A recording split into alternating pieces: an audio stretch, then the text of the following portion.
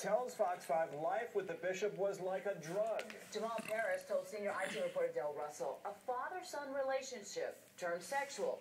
And he wants to get his story out to rid himself of the pain and protect others.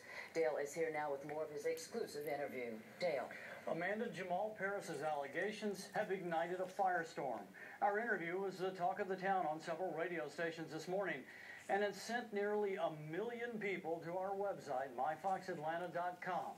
People wanting to hear Jamal Parris tell his own story in his own words.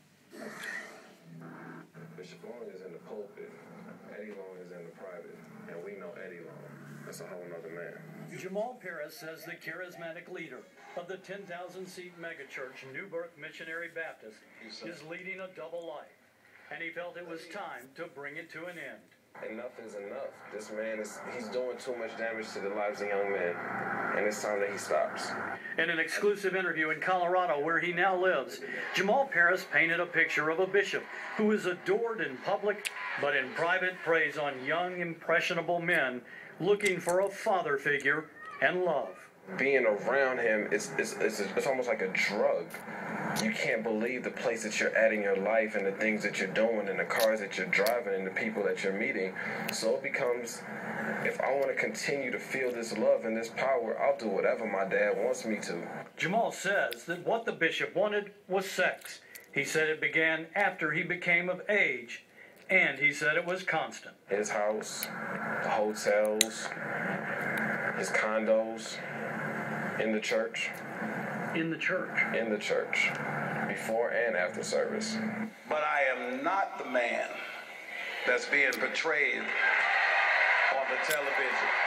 Bishop Long never flatly denied the charges in the lawsuit during last Sunday's sermon, but his attorney has said they are not true. Did you receive those pictures? I received those pictures. Did he ask for pictures like that from you? Yeah. Parris says the bishop exchanged pictures like these with the young men. He says the bishop wanted to coach them on building up their bodies and improving their physical appearance for him. The pictures speak for themselves. A man in his underwear talking, sending pictures in the bathroom, and they ain't to your wife. That's to us. They speak for themselves, and you be the judge of that. Parris claims in his lawsuit the jewelry, the cash, the gifts, the trips in the bishop's private plane came at times from church coffers, and that top church officials knew what was going on. Was some of the money that was spent on you and the others church money? Yeah, absolutely. No doubt about it. No. He says at some point he became surprised to find out other young men claimed they too were sexually involved with the bishop. They all got together. And all we wanted to do was talk and just say, help me deal with this hurt that you caused. And he had no sense of reverence, guilt, or remorse. So if you're not going to deal with us privately, then you're going to have to sit down publicly one way or the other. But you're not going to hurt another young man another day in our lives. And together they decided to come forward and file lawsuits. I want my pain to stop. I want the pain of the other sons to stop. I want to make sure that this pain never even starts for another young man that goes to this church. And I actually want his pain to stop. Bishop Eddie Long's attorney, Craig Gillen, sent us an email today that states, unfortunately, the plaintiffs and counsel are attempting to try their lawsuits in the media. The appropriate place, he writes, is to try lawsuits in the courtroom. And that, of course, is what we'll be following. Dale, after this young man's very compelling story, did you expect a more definitive response from Bishop Eddie Long? You know, we weren't really sure how he was going to respond, but Craig Gillen is a veteran prosecutor. He's a former federal prosecutor. He's been around a while, and he knows exactly how these things can play out. But as a former federal prosecutor, I found that Mr. Gillen holds things pretty tight. He's pretty close with his cases that I've seen that he's been involved in as a defense attorney. So I'm not real surprised at this point in time that they're not coming out and say a lot. I've been told by some close to Bishop Long that he'd like to say more at this point, but they're going to wait and let the court take its place. Now, Jamal indicated he and the other guys got together. They knew they were going to file these lawsuits. Any indication that there may be more coming down the pipe? We have a very strong indication that there is going to be more. I know there are more people that have been in these conversations. Whether or not they actually will sit down and file lawsuits, we don't know at this point, but I can tell you that there's discussions going on. We know you'll be the first to break that information. We're working on it. All right, Dale, thanks. Well, former NFL linebacker is rushing to Bishop Eddie Long's defense. Anthony Cannon says he too enjoyed special gifts and personal mentoring from the popular preacher, but says there was nothing inappropriate about his relationship with the bishop. Fox 5's Portia Bruner is here now with his story. Portia. Well, Anthony Cannon says Bishop Eddie Long supported him emotionally and financially throughout his football career, and says he was even at his side when he signed his contract with the Detroit Lions. But when Cannon started acting up off the field, he says Bishop Long did the right thing by cutting off the financial support, forcing him to be accountable for his own misbehavior. You miss being out there? Oh, yeah. I miss it a lot. I miss it a whole lot. Anthony Cannon says his NFL dreams were cut short, in part because of a shoulder injury, but more so because of problems he was having off the Detroit Lions football field. What happened? Well, I got a DUI. That was 2 years ago. The 25-year-old linebacker, who is now a free agent, says admitting his troubles to mentor Bishop Eddie Long was difficult. I wasn't being the person I was supposed to be. I was out doing things and getting into trouble.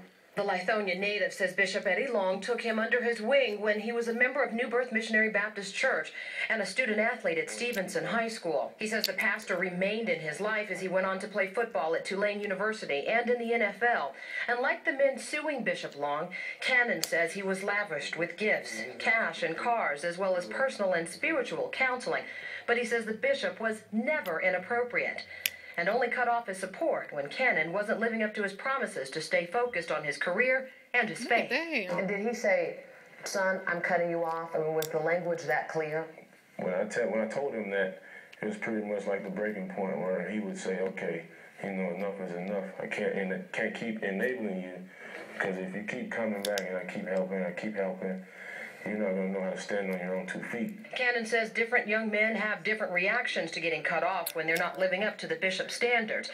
He says it's not fair to judge the embattled pastor or the 4 young men suing him. But he says the bishop continued to mentor him through his tough times, and he says it's only fair to return the favor. I can't name one spiritual son that hasn't experienced that, because that's not. I don't feel like that was a ploy to pull people in. That's his heart. Does this hurt? It hurts a lot, because I know personally what he's done for me and how he's been a part of my life. Well, I see why he didn't bother you. And for, these allegations to come about, it hurts me to my soul. Anthony Cannon says Bishop Long was a father figure to him at the lowest point in his life, and says the pastor continues to offer spiritual support as he gets his own life back in track. And he says he will stand behind the pastor wherever the chips may fall in this case. Now, Portia, all the young men have talked about gifts that they've received from the bishop. Right. Cannon as well. He talked about cars, money. How much money are we talking about? Well, he never really added it up, he says, but he says when he was coming home from college on a pretty regular basis to visit his mother and visit with the bishop, he says that the bishop would sometimes give him $100, $200 cash right out of his pocket to offer him support for gas, food, clothing, and just trips back and forth. He also says that the bishop bought him 3 vehicles. He says they were used cars. He says he gave him one. The first one he wrecked just being a careless college student is how he described it. The second one, he says, was destroyed during Hurricane Katrina while he was still at Tulane. And he says the third was a gift that the bishop gave him as a reward for finishing up his college career at Tulane. All right. Thank you very much, Portia. Thanks, Portia.